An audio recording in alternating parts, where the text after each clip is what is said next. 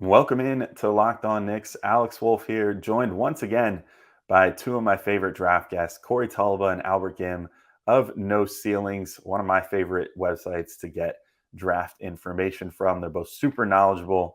If you haven't checked it out already, we did one part where we talked about the draft in general this year, the craziness that's probably about to ensue, plus some first round targets for the Knicks. In today's episode, we get into second round and undrafted free agent targets. Plus, I have them grade my Locked On NBA mock draft. Spoiler alert, they gave me an A because I am awesome. So that's all coming up next on Locked On Knicks. You are Locked On Knicks, your daily New York Knicks podcast, part of the Locked On Podcast Network, your team every day.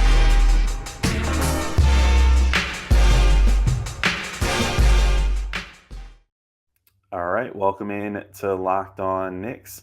And today's episode is brought to you by Birddogs. Go to birddogs.com/lockedonnba and they'll throw in a free custom Birddogs Yeti style tumbler with every order.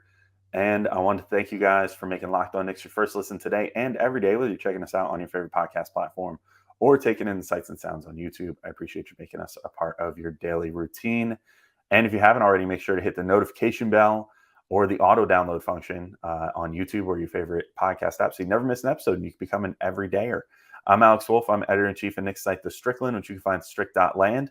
And as I said, I'm joined by Albert Gim and Corey Tulaba, two of my favorite people in this space, in the draft space.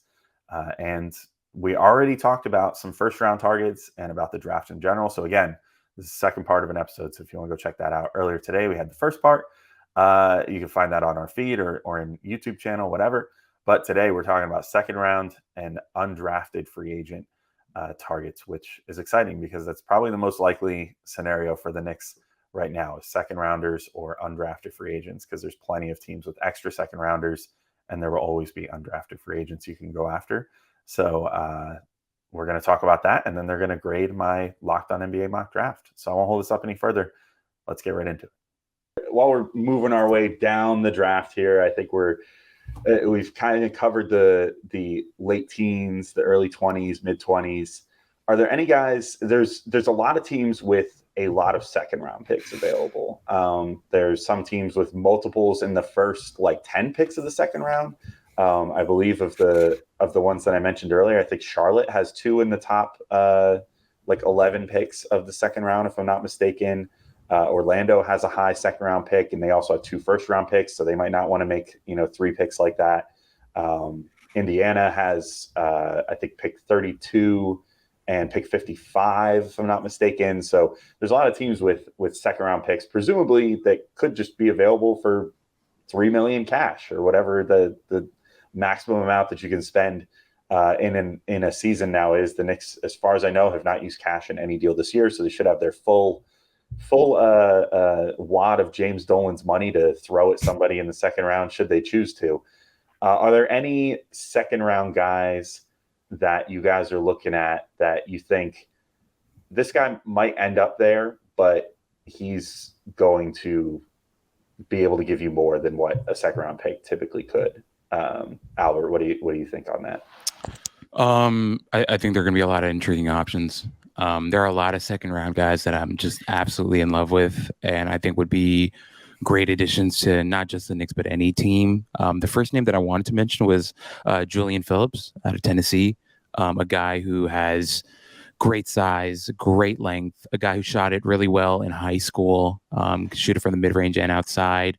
Didn't shoot it so well in college, but the free throw numbers are still there. I think he was right at 80% as a free throw shooter. But you talk about prototypical NBA wing size and length, the way that he moves, you just look at him, you go, oh, he just looks like an NBA player. And a guy who's just going to get better. I think Julian Phillips is a really interesting name in the second round that I think a lot of teams will target, and he'll end up being a lot better than where he ends up getting taken. So I think that's one intriguing option for the Knicks that they should definitely be looking at. Another name that I had in mind, a guy that I wrote about, but I think, with his physique and the shooting ability, Seth Lundy out of Penn State, another interesting name. Guy's built like a brick house. I think defensively he has some things to clean up, but real shooter, can really, really shoot it from outside, the handle and stuff. I mean, once again, we're talking about second round here, so these aren't perfect prospects or guys that have like all 5 tools or whatever. But I think Lundy, with his NBA physique, his mentality, and in college, he did literally anything that the team asked him to do. A real competitor, but it was a lights out outside shooter. I think would be a guy that the Knicks would be very happy to take in the second round. So those are 2 names that come to mind for me. What about you, Corey? Who do you look at in the second round? Yeah, I mean, I think sticking with Lundy, it seems like some of the guys the Knicks have brought in for workouts, they're focused on kind of like wingy shooters. Somebody that I haven't seen it reported that he worked out for the Knicks, but we just did a film session with him, is Landers Nolly. He came in a couple of days ago to work out for New York. 6'7", 6'11" wingspan, shot 40% from 3, kind of dribble, pass, shoot, and defend. Not a great finisher around the rim, but legit floor spacer. He's an interesting option in the later part of the second round, or even as like an undrafted free agency type guy that I could see the Knicks targeting. And then another guy that the Knicks brought in that I think is getting undervalued is again from that UConn national championship team is Adama Sanogo, who was really, really productive. And when I saw him live, I was actually like, he's one of those guys who like pop when you see him. You're like, oh, he can like actually like move a little bit better than I thought. Like very strong. He can pass, like he rebounds the ball. I think that he can move on the perimeter, and as a guy who could potentially like give you some real value in as like a backup option to actually be a rotation player, like for at a position where the Knicks, I think, have depth, but to add him this year, he can come along slowly. Who knows, going forward, maybe Hartenstein's a guy who moves on and, he could come in, play that backup center role. I like him as a potential option too. And he proved this year, maybe he could space the floor a little bit too, which gives them an element from that center position that I definitely think that would be beneficial to a lot of the players on the Knicks roster. Yeah, I think so too. I would love if the Knicks, I think a lot of us thought that Hartenstein could be that this past year. There was some limited sample size shooting from the Clippers where he wasn't shooting a ton of attempts, but he was shooting like 35% on them. And you thought, oh, maybe. And then it just never kind of came to be this year. He took like 3 corner threes in the first like month. And then Tibbs was like, never leave the paint again. So if they could get someone who actually was able to do those sort of things, I think that would be very beneficial. And, if that's a guy you could get in the second round, potentially that becomes that much greater of a value proposition. Get this guy, potentially negotiate a 2+1 deal or something like that, or a 2+1+1. There's like weird ways that these second round deals kind of work sometimes where you can have a third-year option for a guy. And then if you pick up the 4th-year option, the only thing is he becomes an unrestricted free agent after that 4th year or whatever. But, again, we're about to go into a cap crunch time in the NBA where these teams are going to have to be learning how to navigate the new salary structure that's being put in place. And the Knicks, if they pay everybody that's on the roster right now, or even like most of the guys that we expect them to pay, they're going to find themselves needing to kind of pinch pennies sooner than later. So definitely, if you can reduce your cap hit on that center position a little bit, and maybe that means trading Hartenstein to a team that needs like a starting center, because I think he could realistically be a starting center somewhere. Maybe that's a way that you can sort of offset that a little bit, or Mitchell Robinson for that matter. I mean, it's not totally out of the question, even though I really love Mitch and always have. But all right, I'll be right back in with Corey and Albert, and we're going to talk about some undrafted free agents that the Knicks could potentially go after. So not the most glamorous thing in the world, but also very useful. And they provided some really cool names that I've looked into since that really intrigued me. So I'm excited for you guys to hear those. But first, I got to remind you all that today's show is brought to you by Birddogs. And what are Birddogs? Well, they're shorts and pants, and the number one selling point, and I can attest to this personally, they make you look good. Birddogs have stretch khaki shorts that are designed to fit slimmer through the thigh and give you a truly sculpted look. And they do the exact same thing as Lululemon, but fit way better. They fit better than regular shorts too, and that are made of stiff, restricting cotton, because Birddogs have cloud knit fabric that looks just like khaki but stretches, so you get a way slimmer fit without having to sacrifice movement. and they use anti-stink and sweat-wicking fabric that keeps you cool and dry all day long. I can attest to this personally. I've been wearing Birddogs ever since this sponsorship started, and I have honestly bought a couple other pairs because they're my shorts of the summer this year, and probably the shorts of all the rest of my summers. They are so comfortable. They stretch like crazy, and they do look really good. I got the 7-inch inseam, a little bit shorter of a look, not quite down to the knee, but I think it looks really nice, and it's really solid. So if you want to get some for yourself, go to birddogs.com/lockedonnba, and you can get a free Yeti style tumbler with your order. That's birddogs.com/lockedonnba for a free Yeti style tumbler. You won't want to take your bird dogs off. I can promise you that. All right, I'll move this to a little further down the board. And this, maybe you guys just have one name that really has stuck out for you. Maybe you have a couple you want to touch on quick, but undrafted free agents, I think, could potentially be a big thing for the Knicks this year. Now, granted, I don't think they've actually been quite as active in the undrafted free agent market in the Leon Rose era. That used to be a real staple of the Steve Mills and Scott Perry regime, which was really going hard after these undrafted guys. They got Alonzo Trier that way. They had Ron Baker that way. They had, trying to think, Chase and Randall, all these various guys that they brought on as undrafted free agents. And, that was a different era of the Knicks, though, where, those guys could find playing time because the Knicks were terrible. But now, obviously, they need to be a little more picky with those undrafted guys. We haven't seen quite as many. We saw Gene Montero come on last year as a guy who played on their summer league team, and I think got some time on the G League Knicks, and was okay. I don't think it made as much of an impression as I thought he would, to be completely honest, but he's still quite young. So, he's got some time.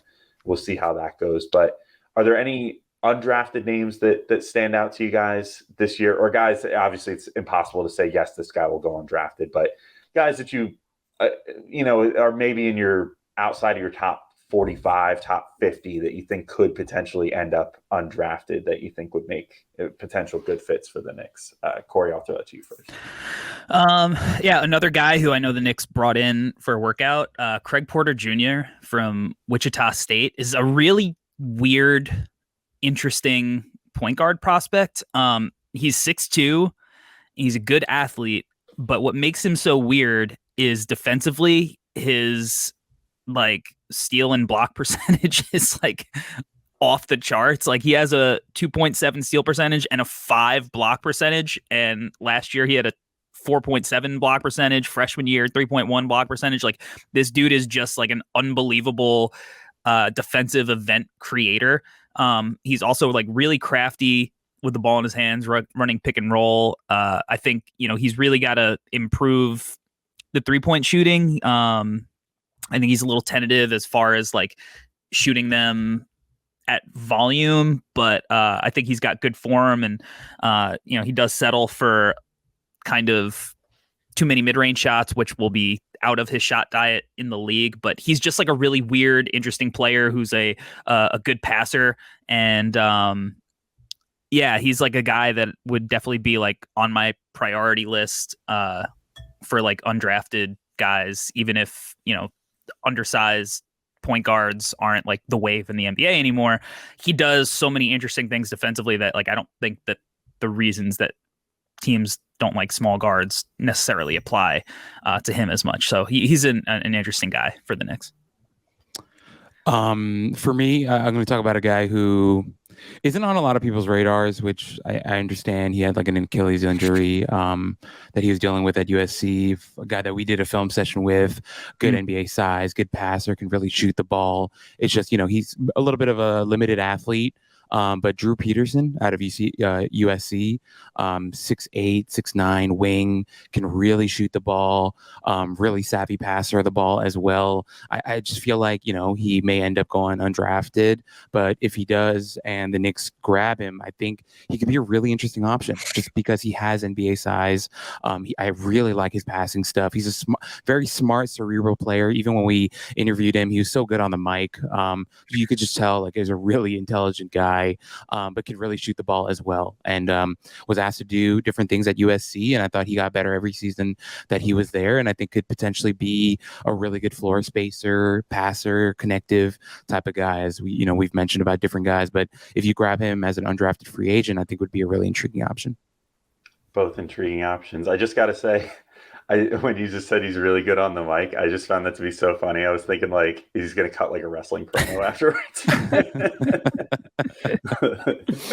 But yeah, that's good though. I mean, I do think you can glean a lot from guys when you talk to them though, or hear them speak about basketball, just about what their approach is. Like if you put a basketball player in front of a mic and they don't have a ton to say about what their approach is and what they look to do and whatever. I know some guys are just soft spoken, but I find that a lot of times if you put them in a comfortable situation in front of a mic and they still can't come up with a ton of things that they want to talk about things to improve on and whatever, like I think it's a green flag if guys come in and they have a lot to say and seem like they have a lot that they want to talk about as far as what their approach is to the game and everything. So that's definitely valuable.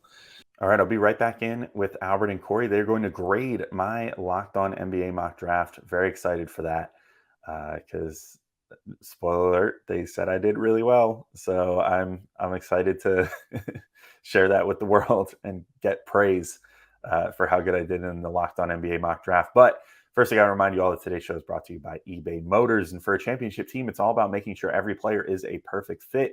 It's the same when it comes to your vehicle. Every part needs to fit just right. So the next time you need parts and accessories, head to eBay Motors. With eBay Guaranteed Fit, you can be sure every part you need fits right the first time around. Just add your ride to My Garage and look for the green check to know your part will fit or your money back. Because just like in sports, confidence is the name of the game when you shop on eBay Motors. And with over 122 million parts to choose from, you'll be back in the game in no time. After all, it's easy to bring home a win when the right parts are guaranteed. Get the right parts, the right fit, and the right prices on ebaymotors.com. Let's ride. eBay Guaranteed Fit, only available to U.S. customers. Eligible items only. Exclusions apply.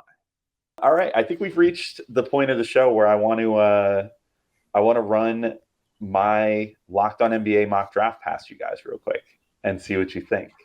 So I've gotten rave reviews so far. Our own Rafael Barlow on the Locked On NBA mock draft show gave me a rave review for the trades that I made to get the Knicks back into this draft. And so I want to hear your guys' opinion, mostly because I think I did really good too, and I want to gloat, and I want to hear someone else tell me I did a good job. Well, I saw somebody on the Locked On show go viral, the Magic guy. That's why. Because I traded. So all right. So here's my first trade. We'll just do individual grades and then maybe a final grade at the end.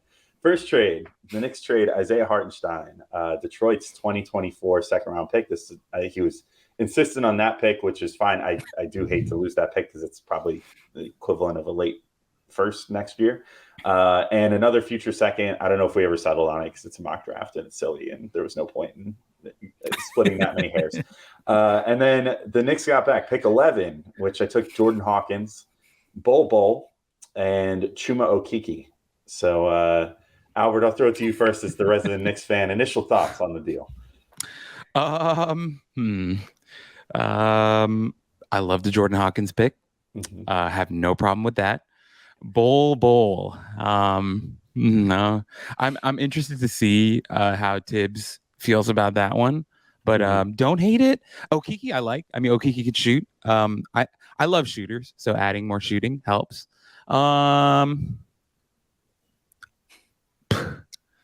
Let's give you a B+. Is that fair? Sure. Hey, give me whatever you want. That's if I was in school, that would be great for me. I was more of a B student, so a B+ is pretty solid for me. Corey, thoughts on the deal? Isaiah Hartenstein. A+. Another second. Pick 11 Bol. Yeah, A+. I mean, you got the 11th pick for Isaiah Hartenstein in this scenario. True. So that is true. That is true.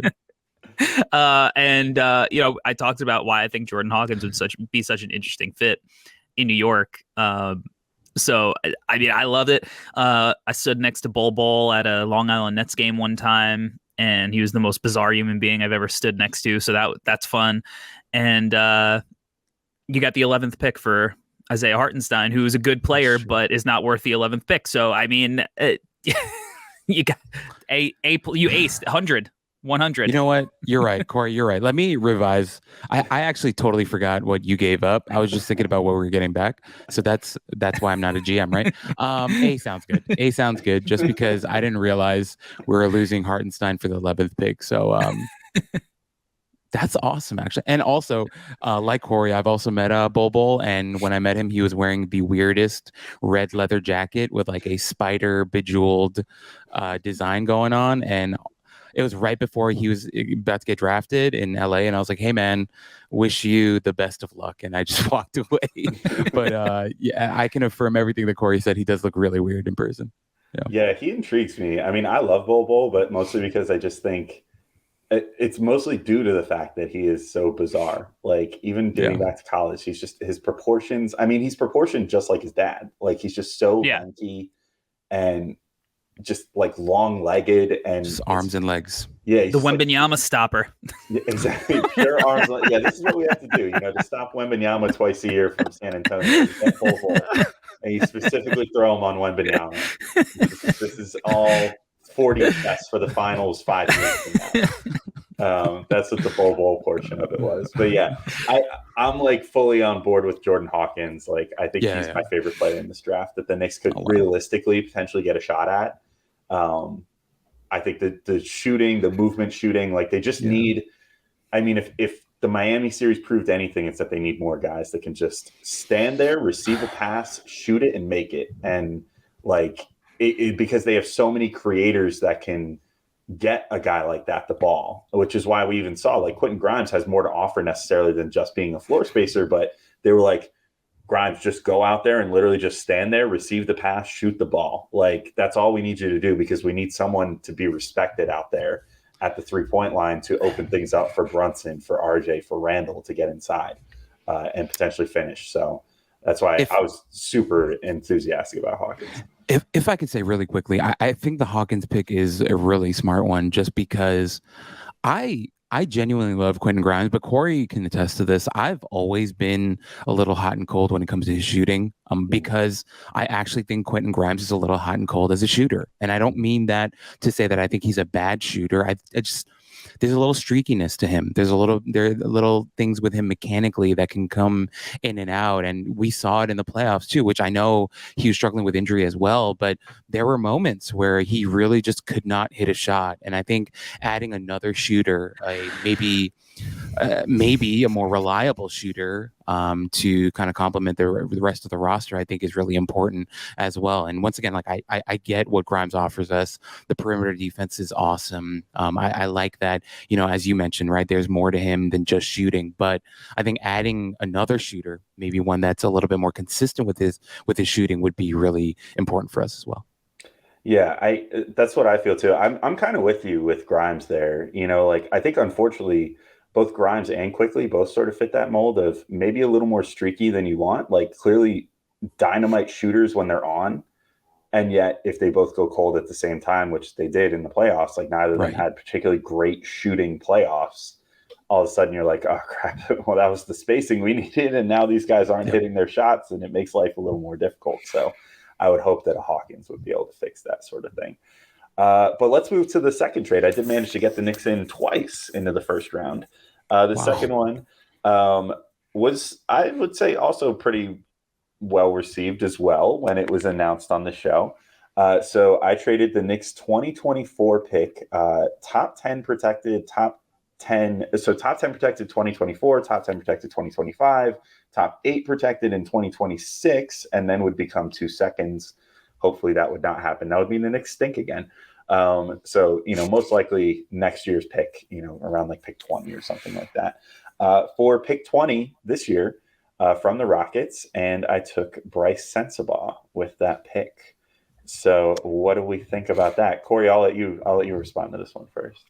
So I think I might be higher on Bryce Sensabaugh than any human being imaginable, other than his lovely mother, who is a subscriber to the No Ceilings website. I think that he is the most underrated player in this draft, and it's not even close. I mean, as a freshman, He shot 48, 40, 83 with 11 threes per 100 possessions and has some of the most advanced, skilled mid-range footwork of like any prospect this side of like DeMar DeRozan. He's 6'6" with a long wingspan, strong as all hell. He looks like a football player. Definitely needs to lose some weight, and there are certainly like knee concerns.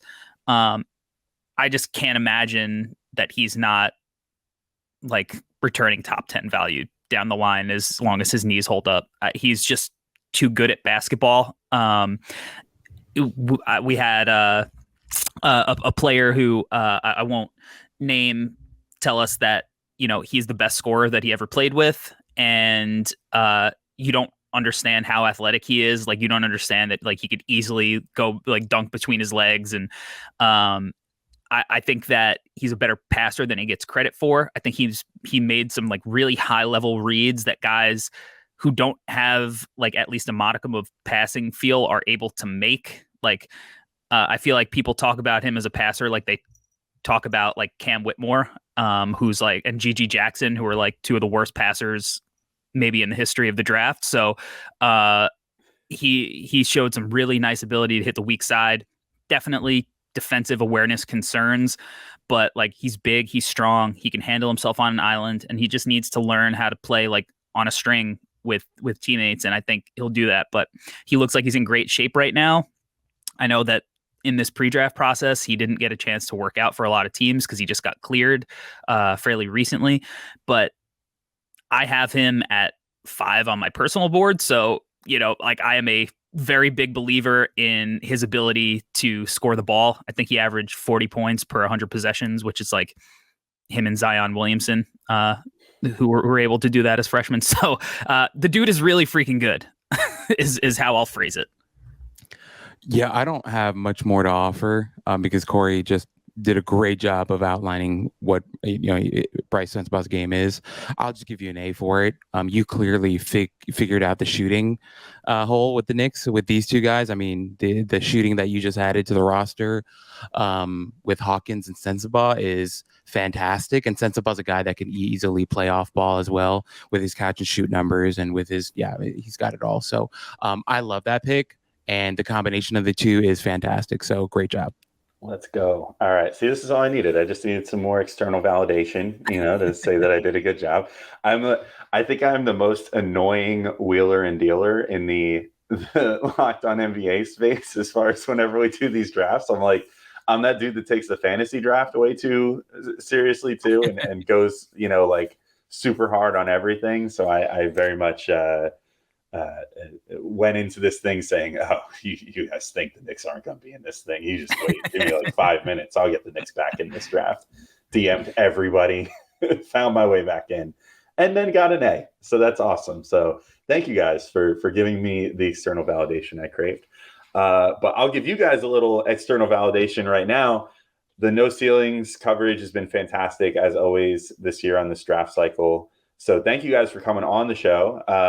I'll quickly plug before I give you guys a chance to plug. Be sure to check out No Ceilings. You can find them on Twitter. You can find them on their Substack. You can find them in your podcast feed, all over the place. You can check out the No Ceilings draft guide, which was insanely informative and fun to look at. So definitely check that out. They have that available on the No Ceilings shop. So I'll throw to Albert, to you first, if you want to promote, your own Twitter and stuff and podcasts and the site and everything else, but anything in particular you want to plug, feel free. Yeah, you can find me on Twitter at Alberto Gim is where you find me. On Instagram, I'm at GTGNBA. All that No Ceiling stuff. Plug in, guys. It's all free other than the draft guide. But yeah, once again, appreciate you having me on. Yeah. And Corey, your turn as well.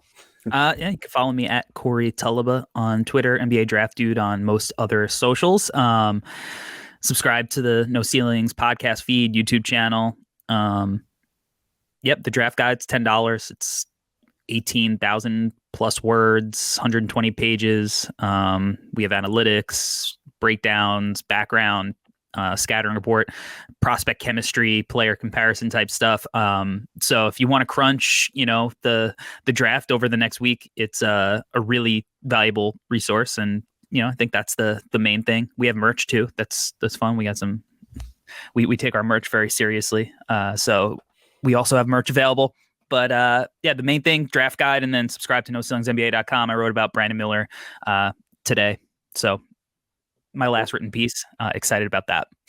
Well, definitely check that out, and I'll make one last plug for independent coverage. If you love independent coverage and you want to support them, and you have $10 sitting in your pocket, give it to someone that you like that's making content that you like. It's always good to support independent coverage because some of us just decide at a certain point that you have to strike off on your own, such as the Strickland, such as No Ceilings NBA. So definitely check out that draft guide, and it, like I said, if you got $10 hanging around, get it. It's well worth the $10 for the insight and everything in there. So definitely check that out. But thank you all for listening.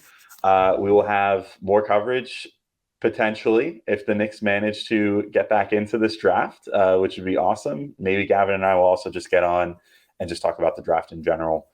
Even if the Knicks aren't in it, just because it's something to talk about this week. And we'll be, we can be sad together on a podcast and talk about how the Knicks didn't make a pick. But thanks again, guys, for coming on. Thank you all for listening. And we'll talk to you all soon. Peace out, everybody.